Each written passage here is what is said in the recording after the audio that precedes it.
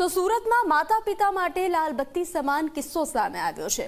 ઉધનામાં પતંગ ચગાવતી વખતે પડતા બાળકનું મોત નીપજ્યું છે। ચોથા માળેથી નીચે પટકાતા 9 વર્ષના બાળકનું કરુણ મોત નીપજ્યું છે। ધાબા પરથી પડતા માથાના ભાગે અને મોઢાના ભાગે ઈજા પહોંચી હતી। ખાનગી હોસ્પિટલમાં સારવાર દરમિયાન મોત થયું છે। અચાનક સંતુલન બગડતા નીચે પડ્યો હતો બાળક। તો મીર નામના બાળકનું મોત થયું છે। વધુ વિગતો સાથે સંવાદદાતા ચેતન જોડાઈ ચૂક્યા છે। ચેતન, સુરતથી ફરી માતા પિતા માટે લાલબત્તી સમાન કિસ્સો સામે આવ્યો છે। પતંગ ચગાવતી વખતે નીચે પડતા બાળકનું મોત નીપજ્યું છે।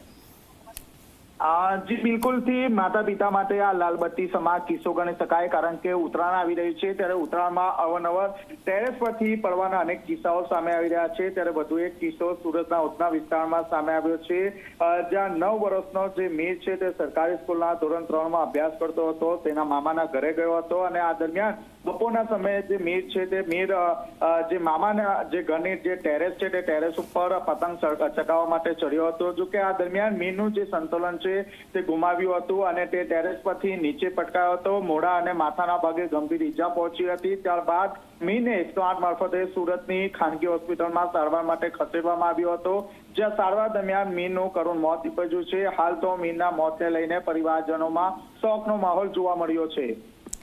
જી ચેતન, જાણકારી સાથે જોડાવા બદલ આભાર।